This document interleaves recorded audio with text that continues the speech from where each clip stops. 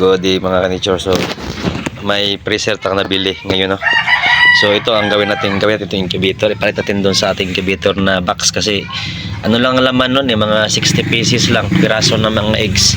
Hindi makasya lahat ng mga naipon natin mga itlog, kaya ang ginawa ko, bumili lang ako ng mga sira na freezer. Yun, ito. So medyo malaki ito para ilipat natin dito ang heater niya, para ito na ang ating gawing incubator kasi kasya na itong mga 100 eggs, sobra pa yata, no? So update ko kayo mga ka-nature pagkatapos nito. Ano namin to, gawin namin 2 pinto para yung mga buksan namin yung kalahati lang pag ano tayo ng itlog. Okay, so sige, yun na, pogi ng ano ko, no? Shout out.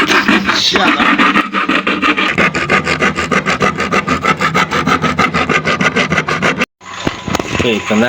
Yan, medyo gabi na namin natapos mga ka-nature. Hindi ko na nabidyohan kung paano ko nalagay. Ito na yung freezer na sinabi ko kanina, yung ano namin, ayos namin mga ka-nature. Okay, so ito na yun. Transfer ko na yung laman ng box styrofoam mga ka-nature dito. Napursige ako nung bumili ng sira na freezer kasi mga ka-nature, maraming itlog na nasisira sa akin. Yung mga inipon ko ng mga itlog ay nasisira siya kasi pag naglagan ang laman kasi nung dati kong incubator, yung box ay nasa mga 50 piraso lang, no? Ngayon hindi maubos yung mga naipon ko na mga itlog, kaya maabutan sila ng 3 linggo, ganun, nasisira sila. Kaya bumili ako ng malaking freezer. So tansya ko mga ka-nature, laman nito na sa mga 100 plus eggs, no? Abos ko sa mga 150, ganun, depende, no, sa laki ng itlog, no? Kaya ito na yung bago kong incubator. So ito yung gamit ko na thermostat mga ka-nature.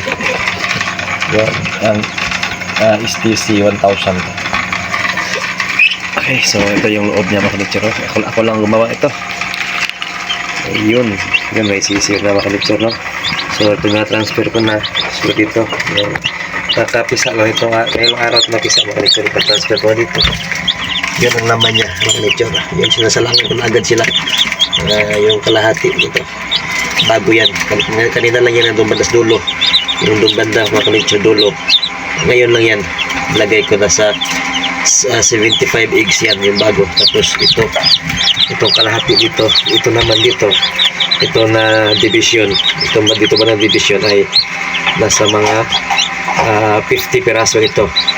Ano ito, nasa mga 2 weeks na ito na incubate. Malapit na ito mapisa mga ka-nature, mga next day pisa naman ito ng division na ito.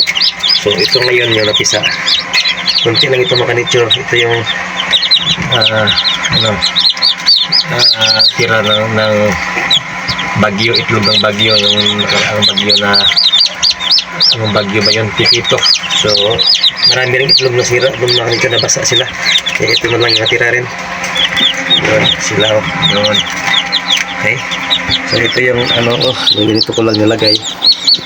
Ganito pa yung wirings, yung yung incubator ko. Meron akong blower, tapos ito yung heater ko, yung sa badya na sa ilaw, at saka meron akong heater. So siya, 2 heater ko mga ka-nature kasi malaki ito. Kaya kailangan talaga malakas yung heater natin dito. Yun, ganda lang mga ka-nature, no? So ito yung bago pa incubator, freezer lang siya mga ka-nature, no? Okay, yun ang bagong update sa ating incubators. Marami tayo mga ka-nature ng kapisa dito kasi malaki ng laman ng ating incubator. Kaya ang update ko yun, mas natin to.